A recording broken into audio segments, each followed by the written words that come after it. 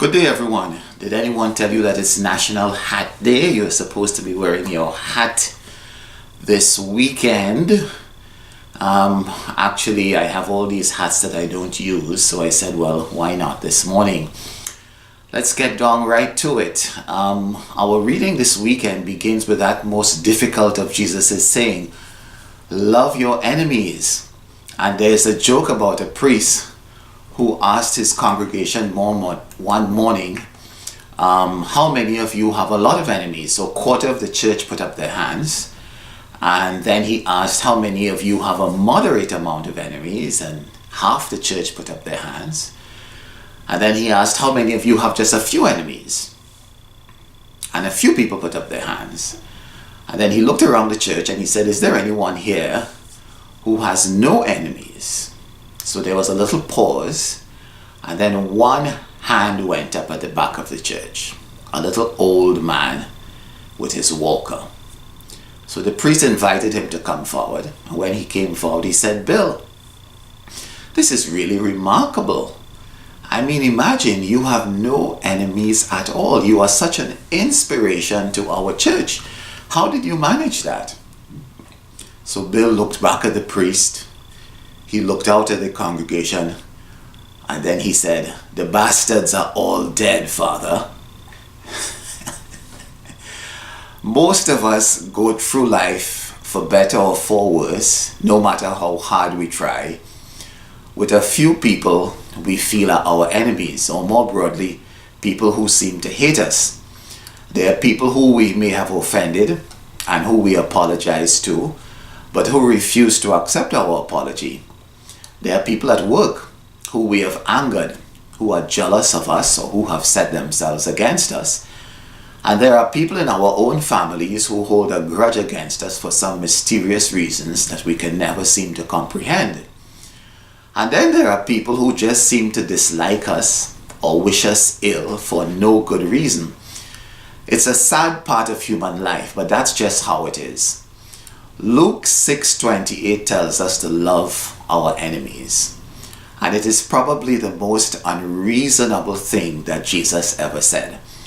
There's a theory, in fact, it's only a theory, that Islam has spread faster than Christianity because it's a more practical religion. That Christianity, with its demand that we love our enemies, makes unreasonable demands on its followers.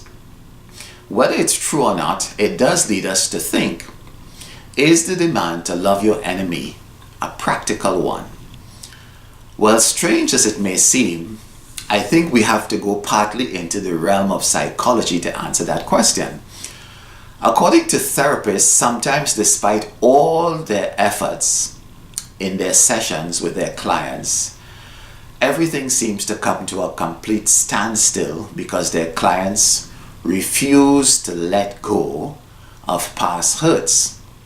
They would encounter, these therapists would encounter a wall of resentments which stopped all progress dead in its tracks.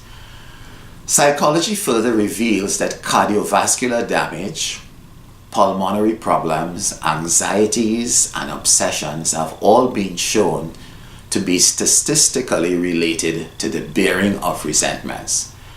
In fact, the first 3 of the 12 steps of Alcoholics Anonymous adapted to resentment goes like this. Number 1, I am powerless to lose my resentments. Number 2, there's a power greater than I who can. And number 3, I ask this power to help me to do that.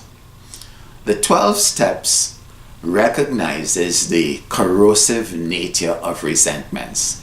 Sooner or later, the recovering addict indulges in alcohol, other drugs, or inappropriate sexual activity in an effort to soothe the gnawing pain that resentment brings with it. In this light, the command to love your enemy is really a command to rid yourself of your personal hurts and resentments, so that the good that comes from forgiveness accrues principally to the forgiven, to the forgiver, and not so much to the forgiven. It is a remarkable call to find inner peace despite the turmoil caused by your enemies. The same enemy who may well question why it is that this person who I absolutely hate and who I have caused so much pain not returning this hatred and pain to me in equal measure. It is kind of like the opposite of what Mr. Trump suggests when he said to the media, when you attack me, I attack you even harder. Because remember, the real goal of loving your enemy is to find peace. The final result is a peaceful coexistence which dissipates the anger and turmoil caused by your enemy. Whether the issue be real or imagined, it is to rebuild a measure of trust between you and the enemy. By turning the other cheek, by walking the second mile, by loving your enemy, and by praying for your persecutors, the gospel calls us, in other words, to accompany people who do not deserve it at great risk to ourselves. And in that accompaniment, both we and our enemies may be transformed by grace in ways that we do not expect.